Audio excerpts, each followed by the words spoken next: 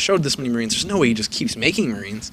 It's a weird thing. Like, because if Leenock had a spine there, it could have turned out very, very differently, especially with 3 queens, maybe a transfuse. Right. It's a very difficult thing to do.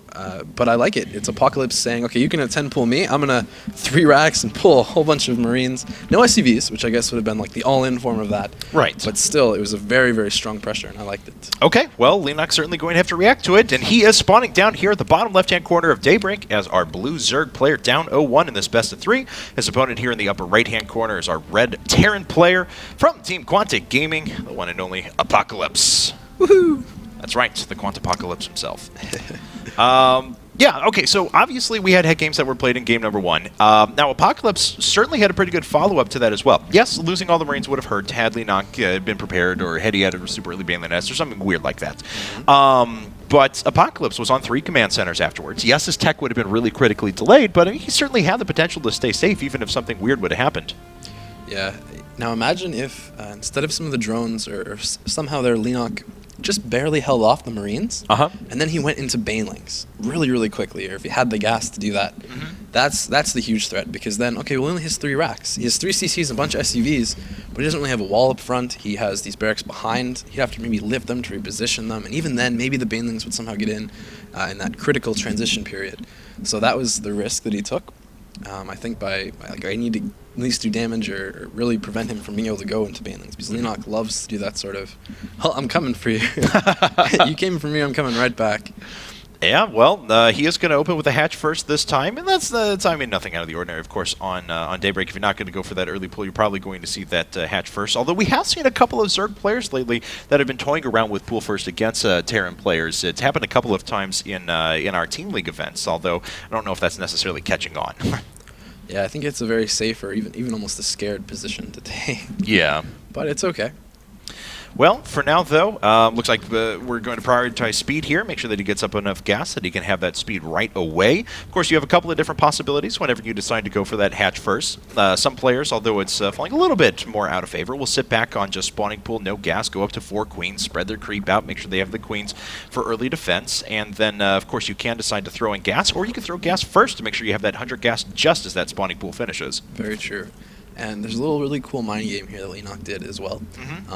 Remember the 10 pull, he lost it, right? It wasn't that good of a game. He got behind because of it. But now, this game, he's doing the opposite. He's playing very, very greedy. If the Terran here went for 2 racks, it would have just killed him. Very, very likely if both players played equally. Because he went gas first. Because he's getting like his spawning pool just that little bit extra delayed, but it's something like maybe an 18 pool if there wasn't gas. So it's just very delayed to get links. If you notice, he hasn't even... Has he drone scouted? I don't think there's been a drone scout even here from him. Just Overlord so far. So this is very like, okay, I just 10 pulled you. You're knocking 2 racks. I know what you're doing. I'm in your head, and that's how Leenock likes to play. And Leenock picks up on this 3rd command center, too, so he's got a really good idea of what's going on from his opponent.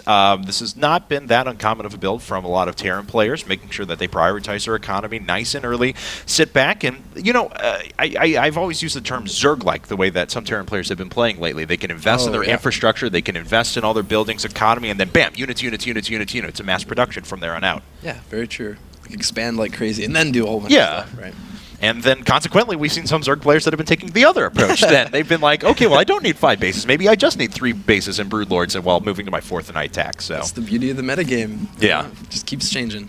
And it also kind of goes in cycles, too, because now we're starting to see some players are getting back into, well, you know, if you're going to take that many bases, I'm just going to start punishing you for it. So we're starting to... I don't know. It's a kind of a cool time, the way the game's shifting. Oh yeah, there was definitely a time where if a Zerg went 10 pool, everyone would be like, well, that was crazy. Why would you ever do a 10 pool against the Terran? And now it's back in style. Oh. It's pretty amazing. And there we have, ladies and gentlemen, pretty early Roach Warren. Now, let's see what Leenock plans to do with this. He's scouting all across the map, making sure no proxies, nothing weird is out of place. He may catch up. He actually is going to pick off this SCV here on the top left and make sure no delayed scout can make its way through. That's really good sense. It's really good paying attention from Leenock. All right, so he takes that down, and we see a bunch of supply being freed up here. So what's the over/under? How many roaches is Leenock going to make? 8. 8 is my guess. It could be wrong. He saw speed, which was really good for Apocalypse to see. And this is purely based on the fact that he saw that 3rd command center there. Okay, well, indeed. Oh, wow, actually just powering ahead even more roaches for now. Still got some gas to go around, and he is actually double mining it at the moment. And there's the Baneling nest, so a big follow-up here. Roach, Baneling all in, and will Apocalypse have enough to defend this? He's got a very nice position on 2 bunkers, actually, outside of his natural. Yeah, this is going to be rather interesting. The top bunker is very nicely placed already, and there's already a bottom bunker as well.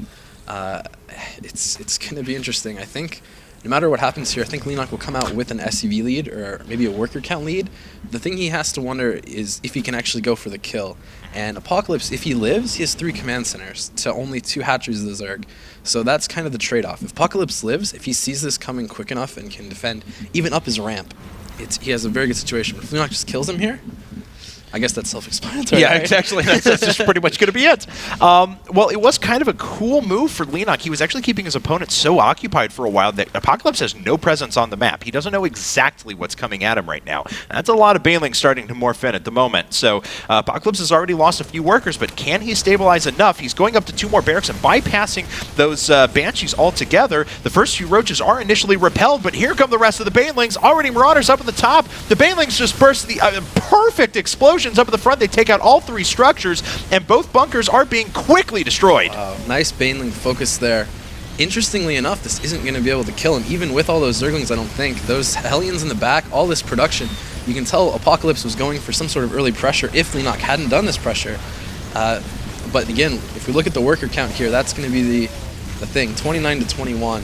Right, with mules. But triple mules and 3 command center production at the moment. So Leenock still moving ahead. He's trying to get some more damage done here. These Hellions are all up to full health, and not a one of them has died so far. I don't even think any extra Marines went down, and this Overlord's even going to get killed above. So now Leenock has to make a big decision, but he's already made part of that. He's not drawn up at all. It's just been all roaches popping out back at home. Yeah, he's going for it. That's kind of the decision where we said is if the Terran lives, he's in a really good position because of that 3cc. So it's interesting to see. I've actually never seen, or haven't seen recently at least, a Zerg that keeps going after a failed one here. I'm really interested to see how it's going to work out. Okay, well, Apocalypse checking around, making sure there's no more units, and that's the exact moment that Leenock moves his units away. So Map hacks! I know, that's like perfect timing for him. Now, this is not good, though. He sees all the Banelings morphing in. Apocalypse knows immediately that this is all in round 2. Yep, he's got to run those Hellions back. He's got to, I would say, retreat from his command center at the bottom ground. Maybe try and he's throwing down a whole bunch of bunkers. He's gonna stay above ground. Oh boy, this is gonna be close. This is gonna be a cool all-in. This is very rough. 16 more Lings following this up right now, so Leenock is just going to move ahead. So many Banelings here, 15 of them as a matter of fact. The bunkers are pretty well defended. Bunker number 1 goes down right away, but that is half of the Banelings neutralized immediately. One of the roaches has actually died too, and the Banelings are just trying to sneak around the side. Oh, and he lifts up the command center that forces the Banelings actually into a closer path there. I don't know about that. I mean, I guess he wanted to save that immediately, but it seems like the Banelings got a better hit on the bunker as a result. Yeah, but this is really, really good for Leenock. Yeah. He didn't go up his ramp, which was kind of what I was saying. Because he lost that many SUVs, now if you look at the count, it was 21-29. Now it's 13-29. Yeah. That was kind of the one thing I don't think he could have let happen. He just needed to stay up here, maybe even redo his supply depots to force some more Banelings to hit supply depots, I think. Boom, and the Banelings clean up the rest of the units that are sitting inside of the bunker. There's really not that much left for Apocalypse, and it looks like Leenock is going to be able to successfully follow this up with a strong attack. He's making a few more Zerglings because Apocalypse still had enough economy to make a few Marines at a time, but it doesn't matter. GG, and now we're 1-1. All right, so that's game number 2 here in the back.